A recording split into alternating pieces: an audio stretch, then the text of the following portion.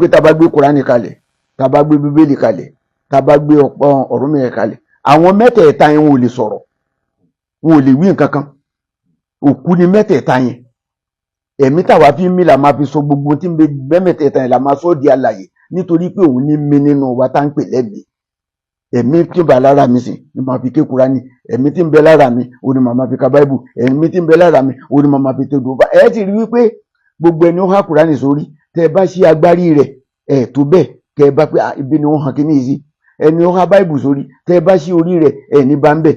Ẹni ó há Ifá sórí, tẹ́ ẹ bá ṣí orí rẹ̀ ẹ̀ ní bá ń bẹ̀, nítorí pé inú bọ́dì Ọlọ́run ló kó gbogbo ẹ̀ sí. Ẹnìkan ò gbọdọ̀ rí, ní tó bá sì kó bẹ́ẹ̀ ẹnìkan ò gbọdọ̀ rí, ẹnìkan ò gbọdọ̀ rí ẹ̀mí pupa ni àbí dúdú ni funfun ni àbáyìnrín ni, ẹ̀mí kan ṣo náà ni gbogbo àjọ fi mí. Èmi ni Shehu Imamu Daira Jafariya fi Torikati Tijaniya Islamic Organization of Nigeria.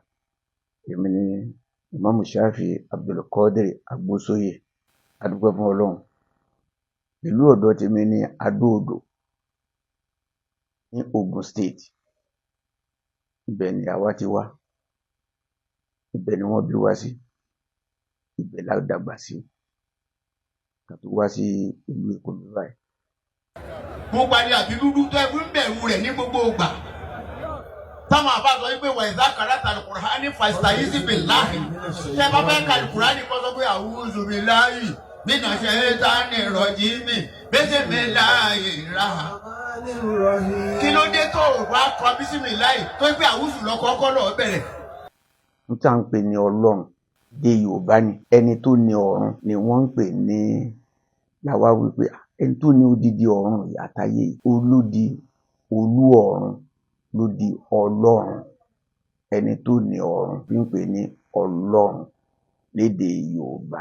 Tó wá ń pè ní Olúwa, ẹni tó ní gbogbo wa pátápátá. Bí wá ń pè ní ẹni tó ní gbogbo wa ò là ń pè ní Olúwa. Látún wá pè ní Elédùmarè, nítorí pé gbogbo ilẹ̀ wa ilẹ̀ Yorùbá Odùfá Odùgbá ni gbogbo oníkálukú mọ̀ sí. Ẹni ó wá ní gbogbo odù àti mẹ́rìndínlógún ni o àti 70 something ni o, ẹni tó ní gbogbo odù làwa ń pè ní Olódùmarè. Ẹni tó ní gbogbo odù pátá ò là ń pè bẹ́ẹ̀.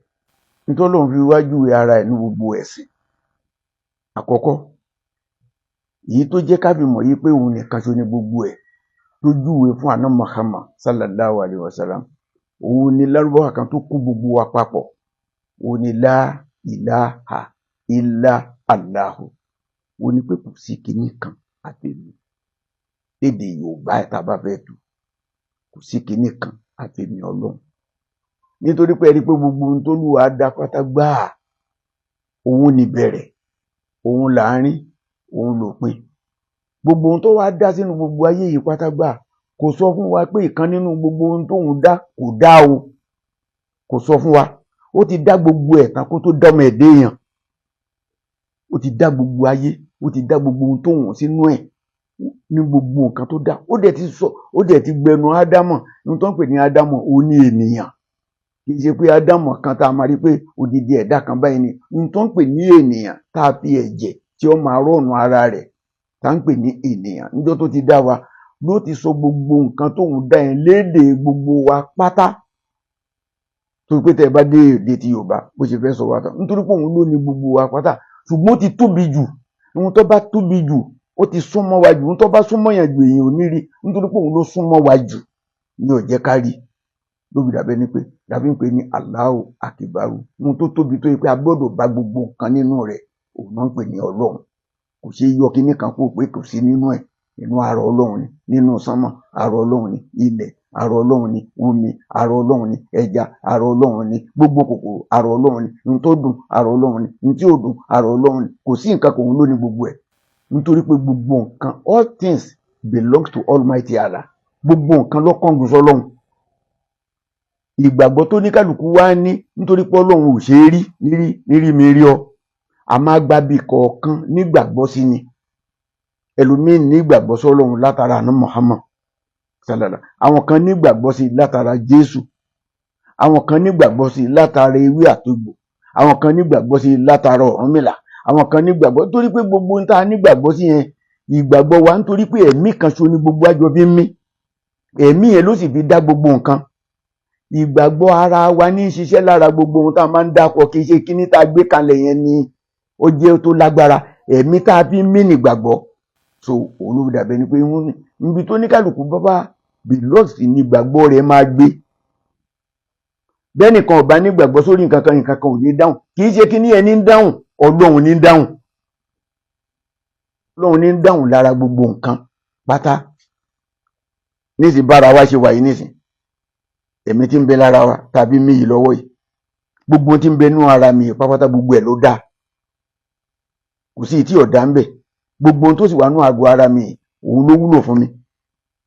Ẹ rí pé tí ń bá yàgbẹ́ nísìnyí gan yìí, ìyàgbẹ́ màá lálàáfíà ara. Ṣùgbọ́n ìyàgbẹ́ yẹn ò kì í ṣe pé bóyá yí pé mo ní kò dáa o. Torí pé inú ara mi ló ti jáde. Tí ì bá ṣe ara mi nígbà tí wọ́n ń kó ìyàgbẹ́ yẹn lọ, mo ṣe tún wá sọ pé tó ẹgbà mi wọ́n kó ìyàgbẹ́ mi. Ẹ rí pé tó ń bá tún fi nǹkan kan sínú ìyàgbẹ́ yẹn, nǹkan yẹn máa bá ẹni tó ya ìgbẹ́ yẹn. Kí ló fà tóbi lọ́ba? Because Ọlọ́run fi ń tọ́ka pé òun lòun ní gbogbo ohun tó dùn àti tí ò dùn. Òun tí ń bẹ lára wa yẹn, òun ló wà lára ìyàgbẹ́, òun ló wà lára àtọ̀, òun ló wà lára só, òun ló wà lára Ọ̀rúnmìlà, òun ló wà lára igi, òun ló wà lára gbogbo nǹkan. Kò ṣeé ṣe bẹ́ẹ̀. Lọ́lọ́run fi wá di wípé ẹ wá mi mọ̀. Tẹ bá lè mọ̀ mi, tẹ bá rí mi.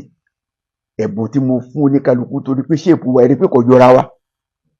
Ẹ̀rín wa ò jọra wa, orun wa ò jọra wa, rírìn wa ò jọra wa, ìsọ̀rọ̀ wa ò jọra wa, sísìn wa ò jọra wa, orun sísùn wa ò jọra wa. Nítorí pé tó bá jọra wọn, àjẹpọ̀ tán fọ́lọ́run yẹn. Kò tán fọ́lọ́run ni ó máa fi máa mú gbogbo àwọn nǹkan jáde lójoojúmọ́ títí láti lè máa tọ́ka pé kò sí kíní kan àfòun.